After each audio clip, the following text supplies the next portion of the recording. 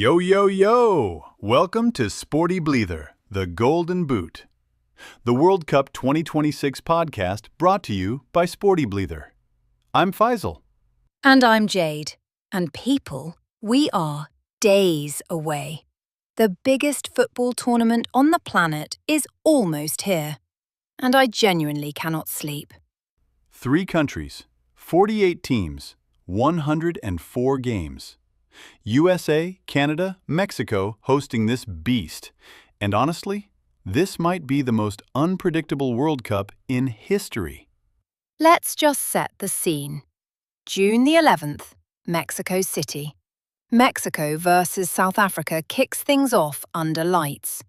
That stadium is going to be electric. And then the whole world stops. Before we get into the groups and the dark horses, we've got transfers to talk about. Because the window doesn't stop for the World Cup, does it, Jade? Absolutely not. So, breaking news from today. Brighton have smashed their transfer record, signing Yohanna from Swedish side AIK. 60 times his market value. 60 times. Brighton are something else, man. I mean, who runs Brighton? Seriously, every year they find a player nobody's heard of and he turns into a star. Yohanna, remember that name. If he's half as good as the last 5 players they've signed, he'll be worth double in a year. Then there's this Tottenham situation. They've had 2 bids rejected by Brighton for Jan-Paul van Hecke. Brighton are demanding a record fee. Van Hecke's been unreal, dominant in the air, reads the game brilliantly. Spurs need him. Spurs fans are stressed right now, and I get it. You want your business done before the World Cup so you can actually enjoy it.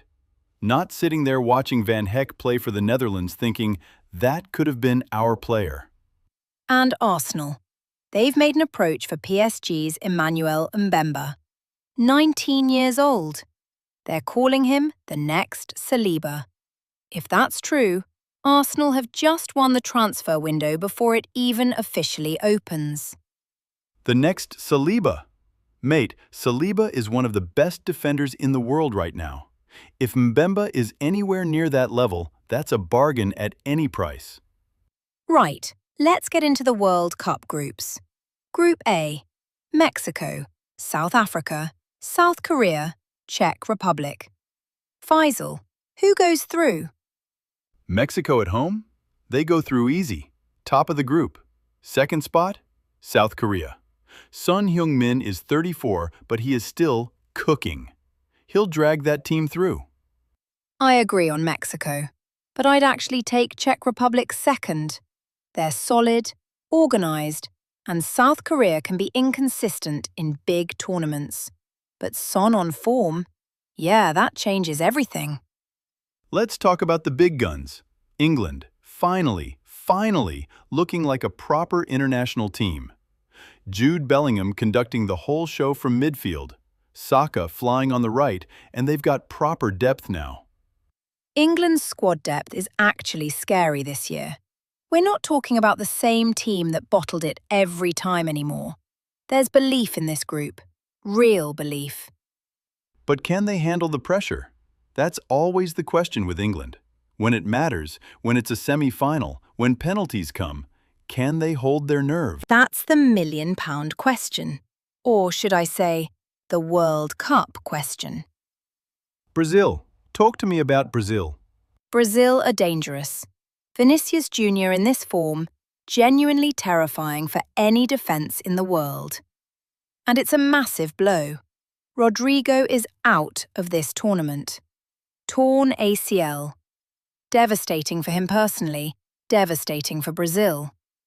Endrick comes into the picture even more now, and Rafinha has a huge role to play. They've got the quality to cover it, but Rodrygo is irreplaceable. And people are sleeping on France. Mbappe is walking into this tournament with something to prove. He wants to be remembered as the greatest of his generation, and that means winning the World Cup again. France versus Brazil. That's the final I want.